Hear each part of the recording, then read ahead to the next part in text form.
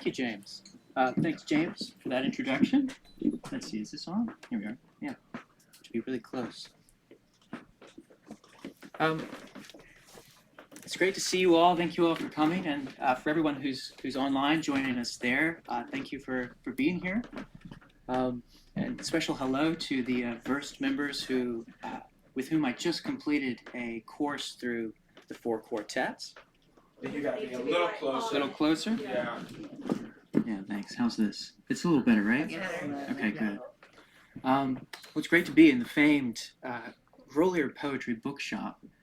I've heard tell that T.S. Eliot actually used to come here to take naps on the sofa. So this kind of confirms what I've suspected, is that Eliot is probably the most cat-like of all English-speaking poets. So if you do find yourself nodding off during the lecture, know that you do so in at least good company. Whereas Eliot might have said, sleep was made valid. My talk tonight is titled Eliot's 4 Quartets as Mystical Event. I'll get to the mystical event part soon. But by way of introduction, Eliot's 4 Quartets is his last great poem.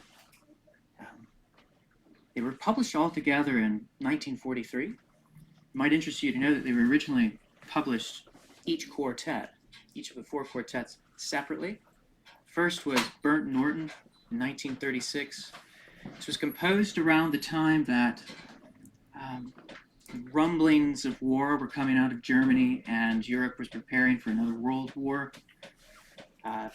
East Coker, the 2nd quartet, was published in 1940. It was written during what's called the Phony War, just that 8-month period before the real conflict began. And that was published on Easter, around Easter in 1940. The Dry Salvages Quartet 3 was published in 1941, a year later, during the Blitz raids. Eliot actually was working in London as an air raid warden for part of the time he was composing the 4 quartets in Kensington. He almost called the 4 quartets Kensington quartets, actually, for this. But the other part of the time, he's living outside of the city. But he was in the UK. And the final quartet, Little Gidding, was published in 1942, and it was composed during the darkest years of the war. Eliot mentions in a letter how that one actually came out of the worst part of the bombing that was being experienced. The Nazi Luftwaffe had targeted not just London, but also some of the other major cultural sites, such as Canterbury, Bath, Exeter, and many other places. So this was during that coordinated, very iconoclastic attack on the cultural and spiritual centers of England at the time. Eliot actually called these war poems, at least the last 3. He said they were all patriotic poems in a sense, but they're also in a sense war poems because of this context. You read through them and some of the dark nadirs of these poems, you can feel that. But if they are war poems, they're also in a sense mystical poems. And using that word somewhat carefully in this context, mystical coming from the Greek mystikos, which was the word for an initiate, someone who had undergone the journey of a particular organized rite in a temple rite, who was thereby given some kind of secret or spiritual esoteric knowledge and then returned back into the world. And it's in that sense that the poem is an event, a mystical event, because it also stages a certain movement of what might be called an initiation or spiritual illumination. So that's partly what I want to talk about today. Probably the first thing to say is my lecture won't be an explanation of meaning. Eliot wrote in a letter once that he could no more explain the 4 quartets. To explain it would be to put it into utterance other than what it already was. So instead of explaining the meaning, I want to try to understand the movement of the poem and how it actually enacts a sense of loss, search, descent, and reascent. And the poems you can map them different ways, according to the seasons, according to the elements. But this is the way I want to trace it in this talk today. Another note about a mystical event is that this poem begins and ends with allusions to two specific medieval mystical texts. The first, at the very beginning of Burnt Norton, is an allusion to the cloud of unknowing. And at the very last lines of Little Gidding, we find an allusion to the 14th century anchorite, Julian of Norwich. That is very prominent. In fact, it's not just an allusion, he's quoting from her in this last section. So I want to talk a little bit about that. These two mystical allusions to the mystics, rather, might be regarded as thresholds of entrance and departure into the greater architecture of the poem. So they do help make up that architecture and the movement itself. Thinking about movement, I want to think not so much in terms of progress as movement, because the poem interestingly resists paths, resists the idea of a linear progression, and part of that is that illusion that's going on in the mystical texts. So I want to begin by reading the first 14 lines from the first section of Burnt Norton. This is how the Four Quartets begins. Time present and time past are both perhaps present in time future, and time future contained in time past. If all time is eternally present, all time is unredeemable. What might have been is an abstraction, remaining a perpetual possibility only in a world of speculation.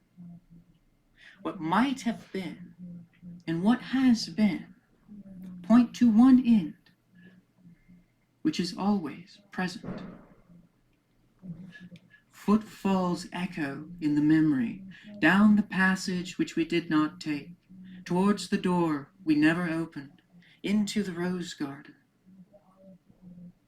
My words echo thus in your mind. Immediately you begin to notice what Helen Gardner noticed in her book, The Art of T.S. Eliot, which is that each of the 5 movements of the 4 quartets follow a particular pattern, and it's characteristic of the first movement of each quartet to combine both abstraction with a concrete image. And we have the abstract principle of time with this very concrete image of the garden path and then the dry pool as that emerges later in the poem. But those first few lines gesture towards the cloud of unknowing and the problem of time that haunted Eliot for many years, and was a problem that I think was largely unresolved in prose. He tried to resolve it in his Harvard dissertation, which he wrote, submitted, but never came back to defend. That was during the First World War. It's interesting, he never did come back for that. He would have passed, it's thought. But there's this allusion to time that's going on there, with the allusion to the cloud of unknowing. In Eliot's copy of this book, which they've discovered, there's underscored in chapter 4 this quotation, and I'll read it to you. A token it is that time is precious, for God that is given of time giveth never 2 times together, but each one after another.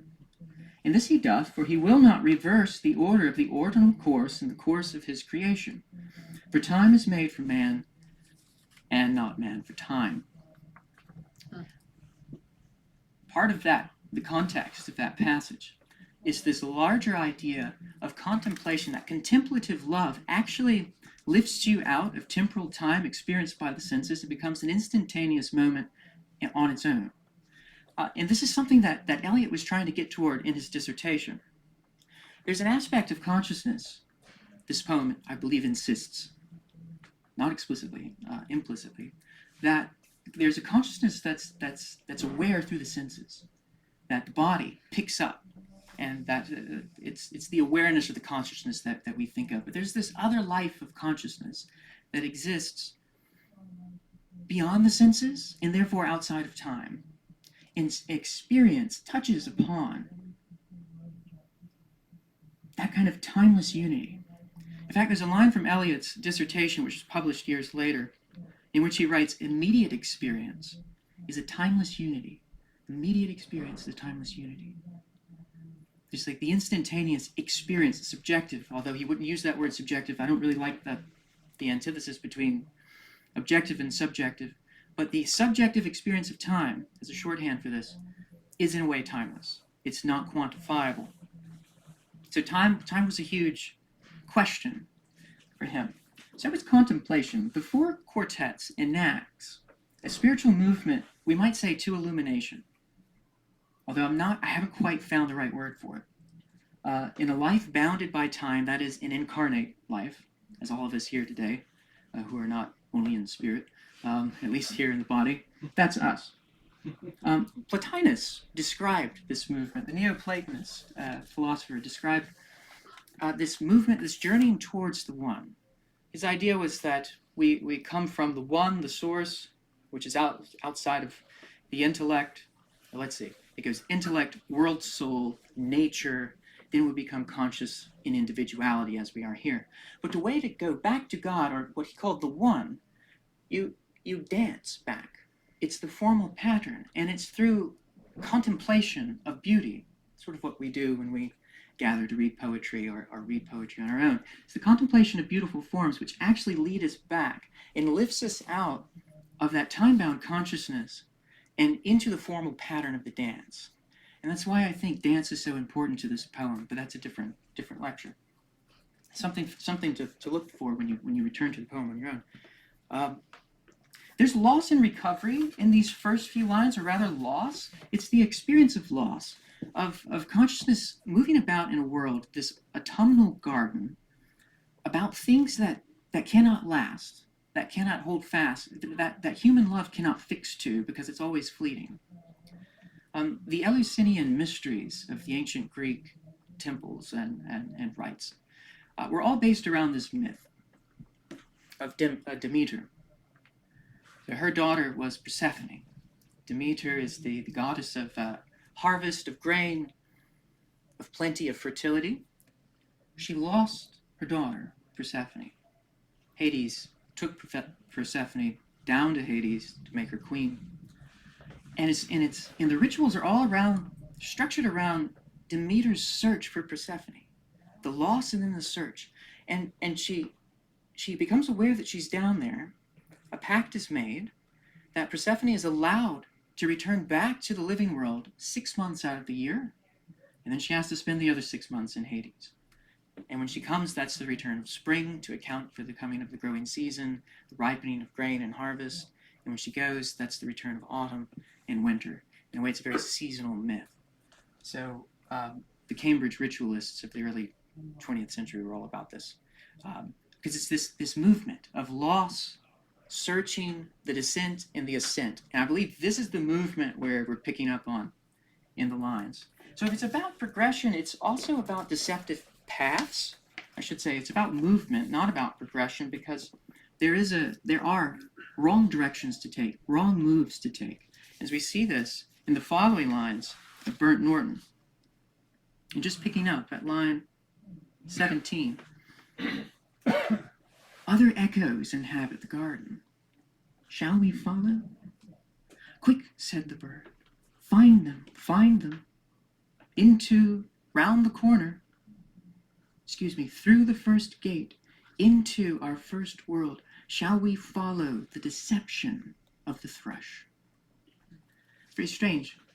When you come across thrush in English poetry, up until the 20th century, by the way, people believed that nightingales were thrushes. That was corrected later. But still, I think something's going on here literarily with the thrush as the symbol of the poet. You think, it's a herald of good things. It's the poet. Percy Bysshe Shelley, the Romantic poet, in his defense of poetry, said that a poet is a nightingale that sits in darkness to cheer his own solitude with sweet sounds. Now, Eliot didn't think much of the Romantic poets, thanks to his professor here at Harvard, Irving Babbitt, and he never really corrected that. So I think there's something of a critique here. What is the thrush? And we know this thrush, I think, from our own lives, to return to the old world. But you cannot return. It's interesting, in this iron age, most of us, by the time we're 30 or 40, the fields of our innocence have been paved over, into parking lots. Forests of enchantment have been plowed to make room for condos. Streams clotted with flotsam. In some ways, this makes spiritual advancement, I think, more amenable in the Iron Age because it makes our physical conditions more compatible with what might be called our spiritual conditions. This is what's interesting about having this talk tonight on Holy Week, because it does get into the kind of liturgical aspect here. But this is the thrush, I believe. It's that fundamental experience of wanting to go back. And the thrush is saying around the corner, you can find them. They're over there.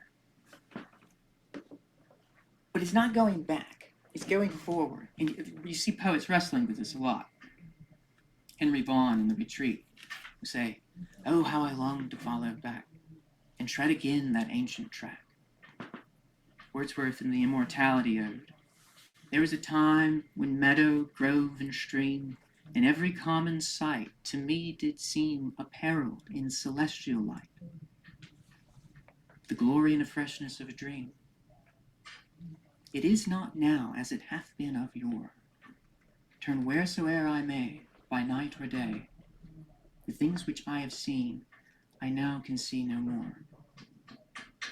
And the stanza, of course, initiates this great quest to recover that visionary gleam. This is a similar quest going on in the 4 quartets. But it's one without an object, as we'll see. So this is why the poem insists in the dry salvages on going forward. You have that conversation with Krishna and Arjuna on the battlefield. He says, "Fare forward, voyagers." Because going back is actually a mistake. The only way to return to that paradisal land is to go through. It's to follow the pattern of the search, of the descent, which is the hard part, and then the ascent, which is the faring forward, voyagers. I won't go into that because I don't have time, but I do think that it's related to the Orpheus myth, which is very similar to the Eleusinian mysteries, and that the Orphic rites followed that pattern of Orpheus's recovery of Eurydice in Hades. So he loses his wife. The poet Orpheus takes his lyre down into Hades to recover her, sings to the king and queen, Persephone and Hades. They allow him to take her back, but she has to follow behind him, and he can't look back to see her. And they get almost to the top, and we don't know why. Some of the stories differ. Perhaps it was anxiety or stress, or fear that she wasn't there, but he turns around to check. And of course, there she is, and she's lost forever. And this is this moment there, it seems the spiritual principle or the occult truth within this is that you must fare forward. And I think the poems are enacting that as well. Now there's the Descent, which I'd like to read, which is in East Coker. I think it's one of the darkest poems. Go to part 3 of East Coker. I'd just like to read that before I get to the final section.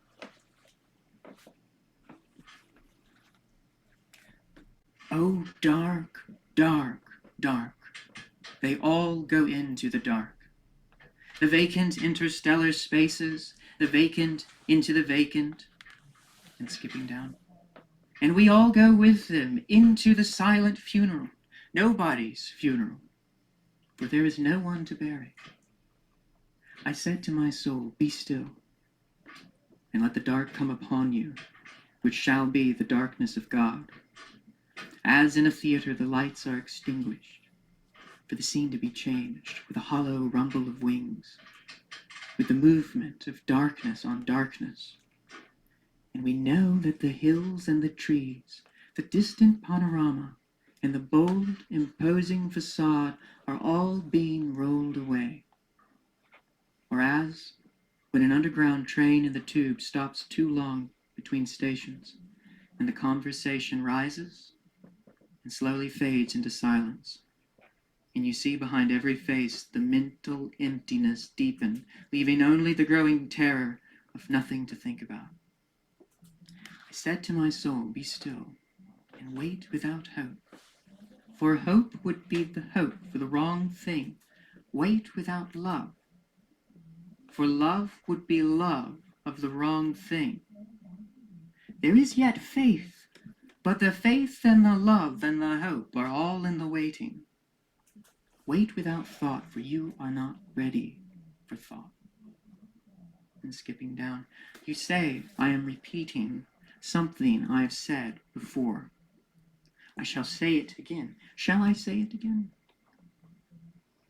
In order to arrive there, to arrive where you are, to get from where you are not, you must go by way wherein there is no ecstasy. In order to arrive at what you do not know, you must go by a way which is the way of ignorance. There's the cloud of unknowing again. In order to possess what you do not possess, you must go by way of dispossession. It's interesting this talk is on Holy Thursday. I think that's really fitting, actually. Today in the Western Christian calendar is Holy Thursday, which is the day that was commemorating the washing of the disciples' feet by Christ and the institution of the sacrament of the Eucharist. And it's interesting thinking about Christ within this whole concept here, because there's this emptying. The way of dispossession is here at this nadir. That, as it's said in Philippians, he emptied himself. There's the Greek word kenosis, the emptying out, the way of dispossession.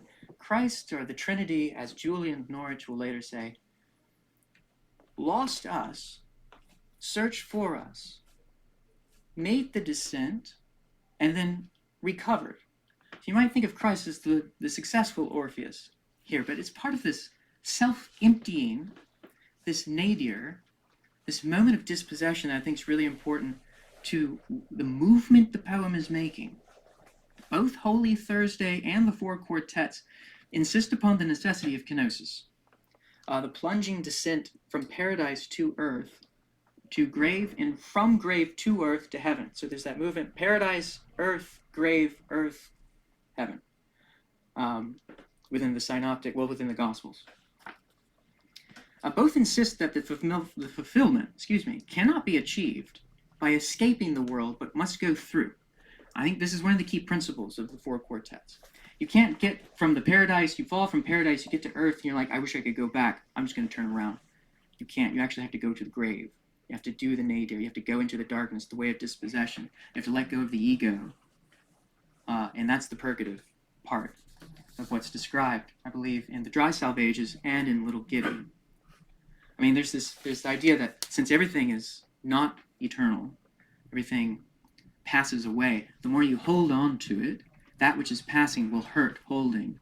And that's the torment of hell that I think is often figured in the later part of this poem. But the actual fires that become purgative is when you let it go. When you lay down to die, if you have time to think, you'll probably have some feeling of attachment and fondness for everything.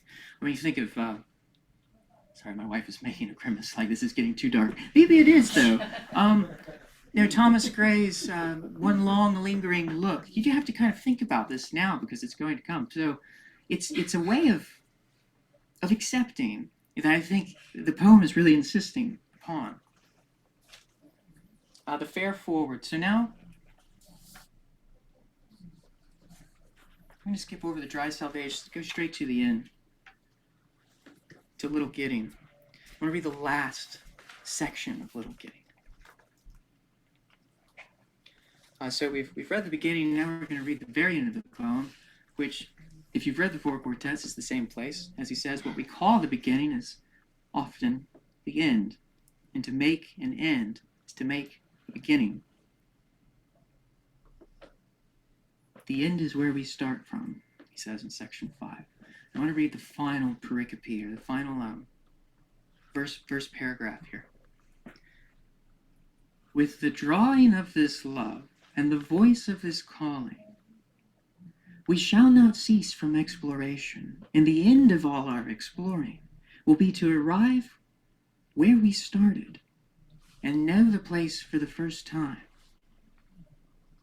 Through the unknown remembered gate, when the last of earth left to discover is that which was the beginning, at the source of the longest river, the voice of the hidden waterfall, and the children in the apple tree, not known, because not looked for, but heard, half heard in the stillness. between two waves of the sea. Quick now, here, now, always. A condition of complete simplicity, costing not less than everything. And all shall be well, and all manner of things shall be well, when the tongues of flame are enfolded into the crowned knot of fire, and the fire and the rose are one.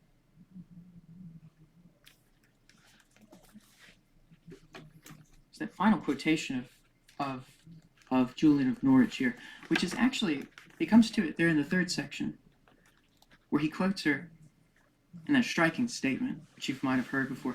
Sin is behovely, meaning fitting or necessary. Sin is behovely, but all shall be well, and all manner of things shall be well. Julian of Norwich, in this context, is saying that individual sin is not so much excused. I think what she's doing here, she's saying that the loss was worth the surge, and that the restoration after the descent and the ascent, we are in a higher intimacy with the Trinity, as Julian of Norwich would say, than we were when we started in paradise. So by virtue of the sin, which necessitated the fall or precipitated the fall and necessitated the redemption, it's a greater harmony at this point. It's kind of a radical statement. The concept is felix culpa, the happy fall. This is a quotation from Julian of Norwich. From her revelation of divine love, she had revelations of Christ and love, and she was on her deathbed when this happened, and wrote a short version and a long version. Nicholas Watson actually has a wonderful edition of this. So this is Norwich.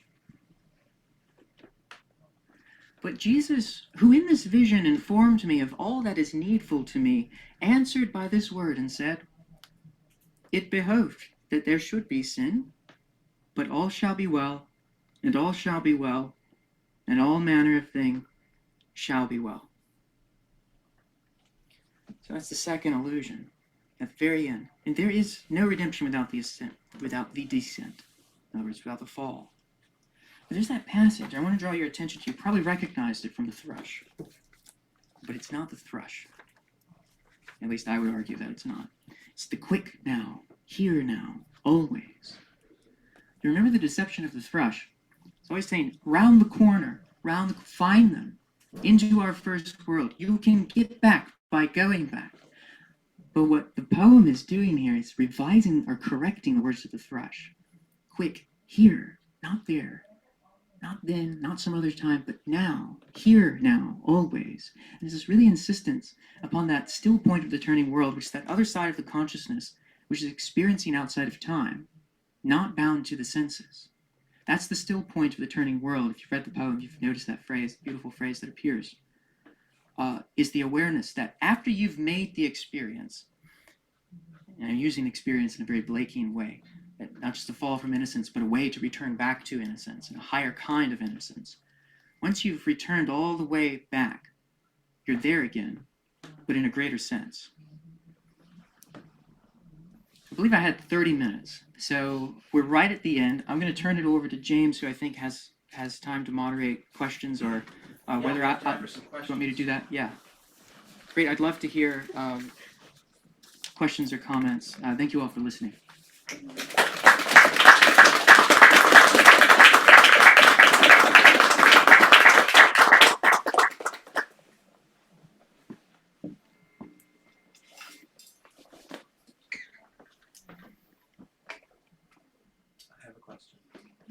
Can you talk about the place names and the titles of each of the quartets, like the significance of East Coker and Quartet? Yeah, no, excellent. So that's another way to organize the way by which the poems are organized. Burton Norton is a manor house in Gloucestershire that he visited with Emily Hale shortly before the poem was written. I believe it was in 1935. And it was there where he encountered the garden path and encoded some of that into the poetry. It's significant. We don't know totally why. The other places have a significant connection to Eliot. East Coker is a Somerset village from whence his ancestors came.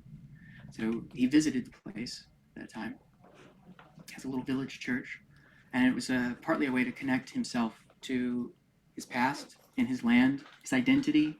He never really understood whether he was American or English. Some anthologists wrote to ask, and he said, I don't know. Would you consider John Henry Newman an Anglican writer or a Catholic writer? And it's part of that trouble. So I think this is a question of identity, what these titles are doing. The Dry South Ages is just north of here, out of Gloucester, the tip of Rockport. You can see them. At low tide, they stand about 20 feet above sea level, black rocks, and they're white on top because of all the seagulls. At high tide, it's about 10 feet out, but you can see them. Eliot used to summer there. His father had a house behind a hotel near Gloucestershire. I think it was actually inside Gloucestershire. Gloucester. So I'm getting the transatlantic place names mixed up here. But that's the only place of the 4 quartet titles that's in America. And Little Gidding is the small village in Cambridgeshire that's associated with the religious community founded by Nicholas Ferrer in 1626. It's interesting to think about this poem in particular, Little Gidding, being written during the iconoclasm of World War II. I do think the Luftwaffe attempts were a form of iconoclasm because they were going after these cultural sites. Because Little Gidding, the little community, the chapel there, the Chapel of St. John, was abused by the Puritan Calvinist parliamentaries who came there and tore up the church, ripped out the organ, took down the eagle brass lectern, threw it in a wood. I learned recently from a friend of mine that it was recovered. But the church was wrecked, as many of the parliamentarians did. They went around wrecking churches. So there's that connection as well. He was a little uncomfortable about the connection to Little Gidding explicitly. He says in a letter that he did not want to yield to a certain sentimentality that's often associated with 17th century Anglicanism and patriotism. So he wanted to balance it with reference to the 14th century Julian of Norwich. I found that interesting in the poetic scheme and kind of what he was thinking about there. But yeah, that's how the place names kind of work with the poem. Thanks, Andy. That's a good question.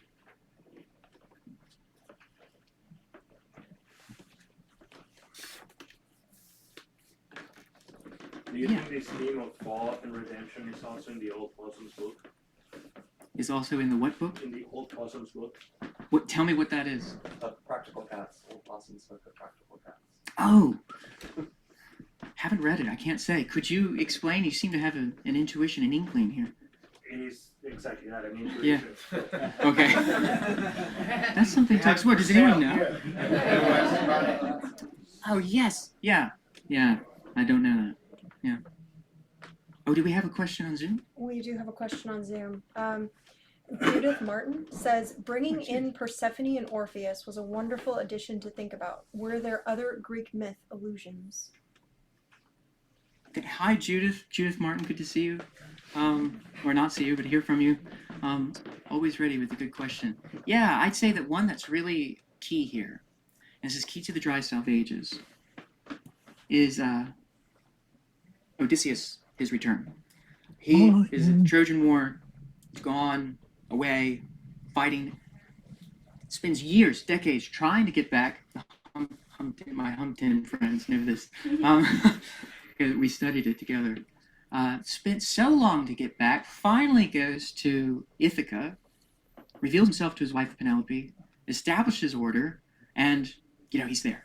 And then the poem ends rather abruptly with like the stopping of civil war by the gods. Odysseus wants to go on a rampage, and they have to stop him, which is strange. But in Tennyson's version, Tennyson reimagines, Alfred Lord Tennyson reimagines Ulysses. It's the title of the poem in the Greek version of Odysseus, but he refers to him, Ulysses. He's on the shore, and there's like nothing left to do. So he's very dissatisfied, and Eliot will weave this into the poem and saying, no, the still point isn't rest. You've gone back home. Yes, Ulysses made that journey back, but he's resisting the deception of the thrush. Where Tennyson has this line where he says, where Ulysses is on the shore and he's imagining, he finally says, you know what, my son Telemachus can handle everything. And he says in this famous passage, come, my friends, 'tis not too late to seek a newer world, for our purpose holds beyond the sunset, skipping down. For though we have not that strength which we had in old days, which moved earth and heaven, that which we are, one equal temper of heroic hearts, made weak by time and fate, but strong in will, to seek, to strive, to find, and not to yield. And that's the way that poem ends. And it's funny, you find Tennyson all throughout the poems, all throughout the quartets. Eliot had just finished a big editorial project on Tennyson. So he has him in his mind. And Tennyson there serves as a way to show that exploring, that we shall not cease. So then it accumulates with that Krishna and Arjuna question there in part 3 of the Dry Salve Ages, which just blends beautifully. It's amazing. I actually think, Judith, you've heard me say this before, that Eliot's use of allusion becomes much more sophisticated in the 4 quartets than it had been in the Wasteland. It's so much more coordinated.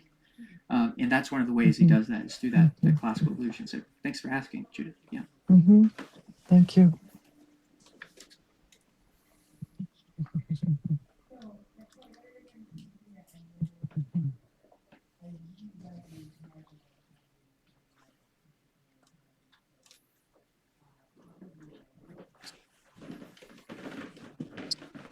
There are also Hebrew allusions, though, I should mention.